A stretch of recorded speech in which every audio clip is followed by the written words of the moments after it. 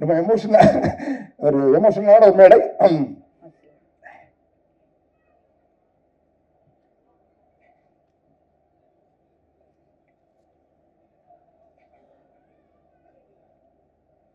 Okay, thank you. இல்லை பரவாயில்ல.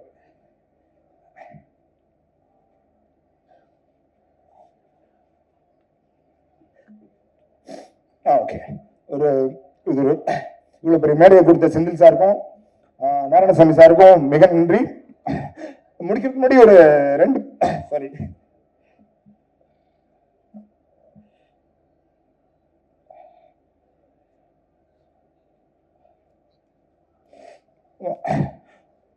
முடிக்கிறதுக்கு முன்னாடி ஒரு ரெண்டு பேருக்கு மட்டும் ஸ்பெஷலாக தேங்க்ஸ் சொல்லிடுறேன்.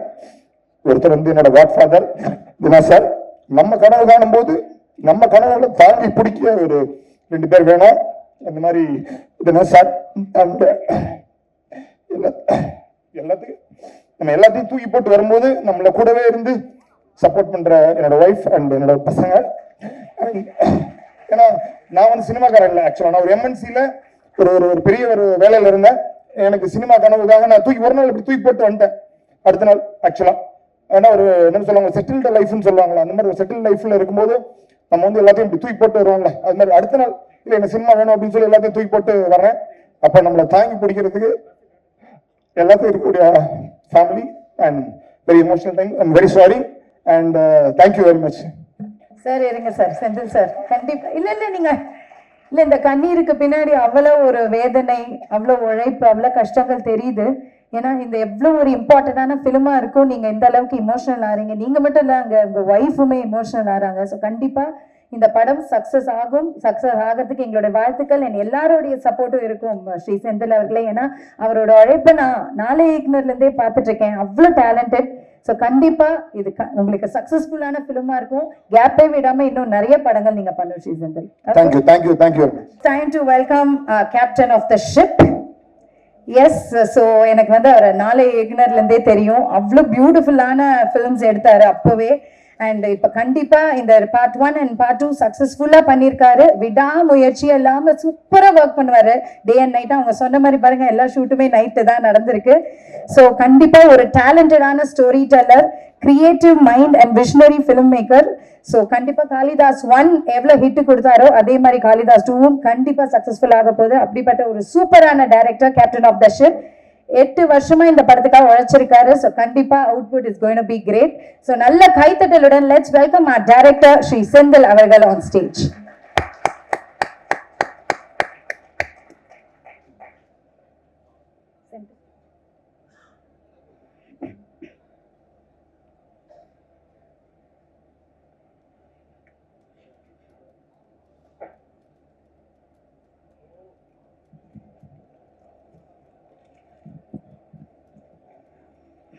எல்லாருக்கும் வணக்கம். ஃபர்ஸ்ட் பிளான் வந்து நன்றி சொல்றது தான் இருந்துச்சு. சரி கடைசி ஈஸியாக நன்றி சொல்லிட்டு போயிடலாம் அப்படின்னு நினச்சேன். இடையில மைக் கொடுத்துட்டாங்க. ஒரு பெரிய ஏன்னா டேரக்டருக்கு வந்து இந்த மாதிரியான ஒரு விழாவில் நீங்கள் பேச சொன்னீங்கன்னா அது நன்றி சொல்கிற விஷயமா தான் இருக்கும். கடைசி வரைக்கும் நன்றி சொல்கிறதா தான் அமையும். ஸோ காளிதாஸ் 2 இதோட ஜேர்னி வந்து ஒரு பெரிய ஜேர்னி. அது இப்போது ரஞ்சித் சார் கிளம்பிட்டாரு. ஆக்சுவலாக அவர் இருந்தாருன்னா ஒரு சில விஷயங்கள் சொல்லணும்னு நினச்சிருந்தேன். அதாவது 26 செப்டம்பர் 2014 நான் ஒரு ஹீரோட்ட போய் முதல்ல ஒரு கதை சொன்னேன். இது மாதிரி ஒரு வித்தியாசமான ஒரு கதை. அவர் என்ன பண்ணாரு, அந்த கதை எனக்கு பிடிக்கல, நான் வந்து டெம்ப்ளேட்ல இல்லை அப்படின்னாரு. இன்னும் ஒரு வருத்தமாக இருந்துச்சு. அன்னைக்கு தான் மெட்ராஸ் படம் ரிலீஸ் ஆயிருந்துச்சு. ஈவினிங் போய் படம் பார்த்தேன். படம் பார்த்தோன்னா நமக்கு இல்லை, நம்ம என்ன நினைச்சிருக்கிறோமோ அதை நம்ம பண்ண முடியும் அப்படின்ற ஒரு விஷயம் வந்து அங்கே மெட்ராஸ் பார்க்கும்போது எனக்கு அது ஒரு நம்பிக்கையாக அது இருந்துச்சு. அங்கேருந்து தான் ஆக்சுவலாக அங்கேருந்து வந்துட்டு தான் இந்த காளிதாஸ் 1க்கான கதை ஆரம்பிச்சது. ஆக்சுவலாக சிவா சார் வரல, காளிதாஸ் 1ஓட தயாரிப்பாளர். அவர் தான் முதல்ல அந்த காளிதாஸ்க்கான ஒரு ஐடியாவை கொடுத்து அந்த ஃப்ரான்ச்சைஸியை வந்து கிரியேட் பண்ணுறதுக்கு ரொம்ப ஒரு முக்கியமான இருந்தார். அவர் தான் வந்து நாளைய இயக்குனரோட கிரியேட்டிவ் ஹெட் அவர். ஸோ அவர் வரல, மிஸ் யூ சிவா சார். அவர் தான் அங்கேருந்து அந்த ஒரு பயணத்தை வந்து தொடங்கி வச்சார். ஸோ அங்கேருந்து காளிதாஸ்ன்ற ஒரு பயணம் ஒரு ஃப்ரான்ச்சைஸி அவ்வளோ தூரம் வந்திருக்கு. காளிதாஸ் 1 வந்து ஒரு மிகப்பெரிய ஒரு வெற்றி அடைஞ்சது வசூல் ரீதியாகவும். In terms of ROI return on இன்வெஸ்ட்மெண்ட்ல 2019 வந்ததுல மிகப்பெரிய வெற்றி அடைஞ்ச படம் வந்து காளிதாஸ் தான். அதுக்கப்புறம் ஒரு பெரிய படங்களுக்கான வாய்ப்புகளும் பெரிய நடிகர்களோட பணிபுரிவதற்கான வாய்ப்புகள் இருந்துச்சு. அதுக்கான கதைகள் போயிட்டு இருக்கும்போது கோவிட் வந்துச்சு. ஸோ 2 வருஷம் இண்டஸ்ட்ரி க்ளோஸ் ஆச்சு. ஸோ நம்மளோட எல்லா ஈக்குவேஷன்ஸும் மாறிச்சு. நம்ம வந்து ஒரு 3 வருஷம் பழைய இயக்குனராக ஆயிட்டோம். ஸோ புதுசாக வாய்ப்புகள் மறுபடியும் தேடுற மாதிரி இருந்துச்சு. அப்போது தொடர்ந்து வந்து நான் விஜய் சேதுபதி சாரோட பேசிகிட்டு இருந்தேன். அப்போ அவரை சந்திக்கும் போது ஒரு கதை சொல்கிறதுக்கான சந்திக்கும் போது அவர் சொன்னது, அப்போ உடனடியாக அவர்கிட்ட டேட்ஸ் இல்லை, எல்லாம் தள்ளி தள்ளி போயிட்டே இருந்துச்சு. அப்போ அவர் சொன்னார், உனக்கு வந்து பெரிய படம் பண்ணணுமா இல்லை நல்ல படம் பண்ணணுமா அப்படின்னு கேட்டார். சினிமாக்கு எதுக்கு வந்தேன்னு கேட்டார். சார் நல்ல படம் பண்ணணும் அப்படின்னு. அப்புறம் என்ன உங்ககிட்ட இருக்கக்கூடிய சின்ன கதைகள்னா அது வரைக்கும் நம்ம வந்து அந்த ஒரு 3 வருட பயணத்தில் வந்து எல்லாம் பெரிய படங்களாகவும் பெரிய கதைகளாகவுமே வந்து எழுதி வச்சுருந்தோம். ஸோ நல்ல படமாக ஒன்று பண்ண வேண்டியதானே உன்னோட ஸ்டைலில் அப்படின்னாரு. சரி சார் அப்படின்னு சொல்லிட்டு வெளியில் வர்றேன்.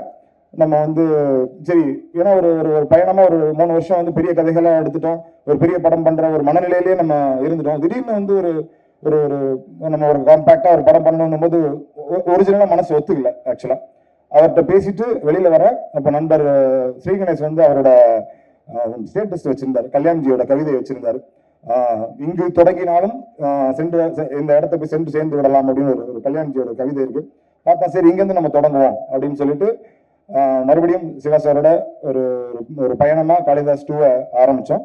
ஆனா அந்த படத்தை காளிதாஸ் 2 ஆரம்பிக்கும் போது அது வந்து சரி, அதுக்கு ஒரு 2 கேரக்டர் உருவாகிற மாதிரி இருந்துச்சு. ஒன்று வந்து பரத் சார், இன்னொரு கேரக்டர். ஆக்சுவலா அந்த இன்னொரு கேரக்டருக்காக நான் பழனி அண்ணன்ட்ட போய் கேட்டேன், ஆனா இப்படி இன்னொரு கேரக்டர் இருக்கு, யாராவது ஒரு நடிகர் இருந்தா கேளுங்க அப்படின்னு. அவர் ஒரு நடிகருக்கு ஃபோன் பண்றாரு.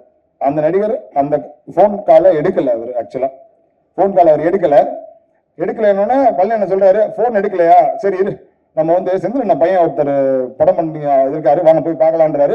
அடுத்த 15வது நிமிஷம் நாங்கள் 2 பேர் போறோம், செந்தில் சாரை போய் பார்க்குறோம். செந்தில் சார்ட்ட வந்து ஆக்சுவலா தயாரிக்கிற முடிவுல செந்தில் சார் இந்த படத்துக்குள்ள முதல்ல வரல. அஜய் வந்து நடிக்கிறதுக்காக தான் நாங்கள் வந்து செந்தில் சாரை போய் பார்த்தோம். உடனே அஜய் வர சொன்னாங்க, மீட் பண்ணோம், உடனே கதை சொன்னேன். ஒரு அரை மணி நேரத்துல அஜய் காளிதாஸ் 2க்குள்ள வரதாயிருச்சு. அப்புறம் செந்தில் சார் கேட்கிறாரு, என்ன பட்ஜெட்ல பண்றீங்க, என்ன பண்றீங்கன்னு கேட்கும்போது படம் வந்து ஒரு காம்பேக்டா நாங்க பண்றோம் அப்படின்ற மாதிரி பேச்சுவார்த்தை வரும்போது, இல்ல இதை வேற மாதிரி பண்ணலாம் அப்படின்னு சொல்லி நான் சொன்னேன்ல, விஜய் சேதுபதி சார் சொன்ன மாதிரி ஒரு நல்ல படம் தான். நல்ல படத்தை செந்தில் சார் பெரிய படம் ஆகிட்டார். ஆக்சுவலா நான் பெரிய படமா பண்ணணுமா நல்ல படம் பண்ணணுமான் போது அது நல்ல படமா தான் இருக்கணும் அப்படின்னு நினைச்சேன். அந்த நல்ல படத்தை செந்தில் சார் வந்து முக்கியமா நாராயணசாமி சார் 2 பேருமா சேர்ந்து இதை வந்து ஒரு பெரிய படமா வந்து ஆக்கிட்டாங்க. படம் வரும்போது உங்களுக்கு தெரியும் அதோட ஸ்கேல் எப்படி இருக்கு அப்படின்றது தெரியும். ஸோ இந்த பயணத்தை வந்து காளிதாஸ் 2 இந்த பயணத்தை வந்து தொடங்கி வச்சது வந்து பழனி அண்ணன் தான். பழனி அண்ணனுக்கு வந்து என்ன சொல்றது, நன்றிலாம் சொல்ல முடியாது அவருக்கு, ஆனா அவர் தான் தொடங்கி வச்சாரு. ஸோ இது அது போக முக்கியமான 2 பேர் இந்த காளிதாஸ் 2 நடக்கிறதுக்கான, ஏன்னா செந்தில் சார் எப்பயுமே ஒரு சின்ன ஒரு கான்சியஸா இருப்பார், எல்லாத்தையும் சரியா பண்ணணும் அப்படின்னு, சரியா வருமான எப்பயுமே ஒரு 2-3 செக் வச்சிருப்பாரு, இதெல்லாம் தாண்டி போனாதான் நடக்கும் அப்படின்றது. அப்போ செந்தில் சாருக்கு கான்பிடன்ட் கொடுத்து இந்த காளிதாஸ் 2 ஓகே பண்ணது 2 பேர். ஒன்னு வந்து நாராயணசாமி சார், இன்னொன்று வந்து யசோதா மேம். 2 பேருக்கு தான் வந்து என்னோட நன்றி. அவங்க 2 பேர் தான் சாருக்கு ஒரு கான்பிடன்ட் கொடுத்து இதை பெருசா பண்ணலாம் அப்படின்னு சொல்லி கொண்டு வந்தாங்க. ஸோ அங்க இருந்து ஒரு பயணம் தொடங்குச்சு. காளிதாஸ் 2 வந்து கேஸ்ட் அண்ட் குரூ எல்லாரும் வந்து வெளியில இங்க சிரிச்சு பேசினாலும் அவங்க எல்லாரும் என்ன திட்டுவாங்கன்னு தெரியும்.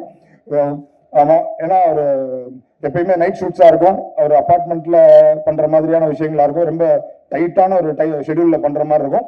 ஸோ நைட் ஈவினிங் 6 மணிக்கு ஆரம்பிச்சு ஒரு காலையில 6 மணிக்கு போவோம். ஒரு தடவை ஈவினிங் 6 மணிக்கு ஆரம்பிச்சு அடுத்த நாள் மதியம் 2 மணி வரைக்கும்லாம் ஷூட் போச்சு.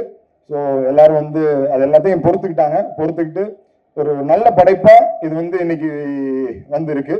அதுல நன்றி சொல்லணும்னா ஒரு பெரிய ஒரு லிஸ்டே இருக்கு. அதுல ரொம்ப முக்கியமா வந்து எங்க அண்ணன் ஜெயவல் அண்ணன், காளிதாஸ் 1லையும் சரி காளிதாஸ் 2லையும் சரி அப்படி சொல்ல முடியாது, அவர் என்னோட இயக்குனர். நான் சினிமாக்குள்ள வரும்போது கையை பிடிச்சி கூட்டு வந்தவர். ஜெயவல் அண்ணனுக்கு ஒரு மிகப்பெரிய நன்றி. அப்புறம் இந்த த்ரில்லர் படங்கள் பண்றதுல ஒரு மிகப்பெரிய பிரச்சனை என்னன்னா, நம்ம வந்து நம்மளோட டிஸ்கஷன்ஸ் என்ன டிஸ்கஷன்ஸா இருக்குன்னா, நான் வந்து ஆக்சுவலா 12 ஷார்ட் ஃபிலிம் பண்ணியிருக்கேன். 12 ஷார்ட் ஃபிலிமும் காமெடி படம். நான் காமெடி படம் பண்ணணும் தான் இங்க வந்தேன். ஆனா இங்க வந்து சூழ்நிலையின் காரணமாக த்ரில்லர் படம் ஆயிருச்சு. என்னோட ஷார்ட் பிலிம்ஸ் எதுலையுமே ஒரு ரத்தம் கூட இருக்காது. இங்க முதல் படம் பண்ணும்போது முதல் ஷாட்டே மாடியில இருந்து கீழே போட்டு ஒருத்தரை கொலை பண்றதா தான் இருந்துச்சு. டிஸ்கஷன் பண்ணும்போது எப்படி இருக்கும்னா யாரை எப்படி கிரியேட்டிவா கொலை பண்றது அப்படிதான் இருக்கும்.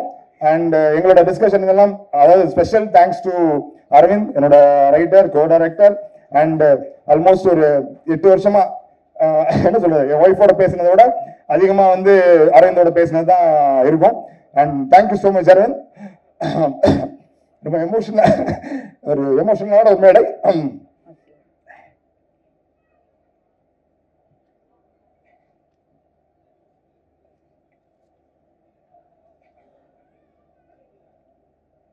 Okay, thank you.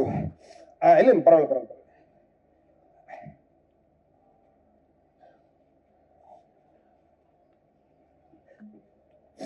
ஓகே, இவ்வளவு பெரிய மேடையை கொடுத்த செந்தில் சாருக்கும் நாராயணசாமி சாருக்கும் மிக நன்றி. முடிக்கிறதுக்கு முன்னாடி ஒரு 2 சாரி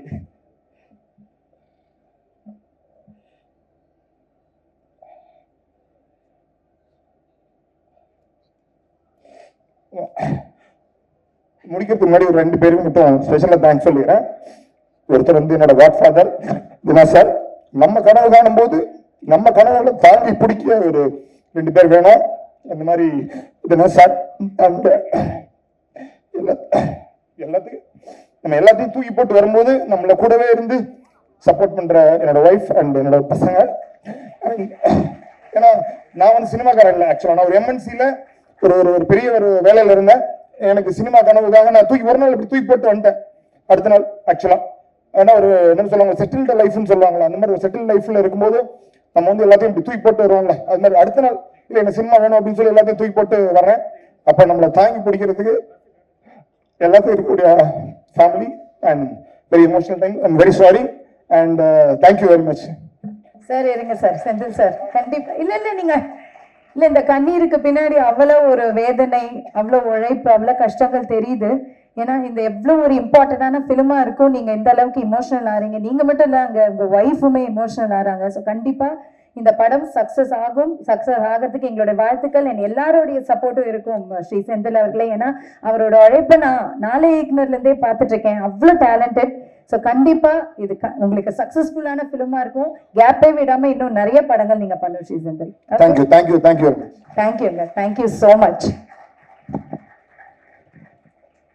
தேங்க்யூ.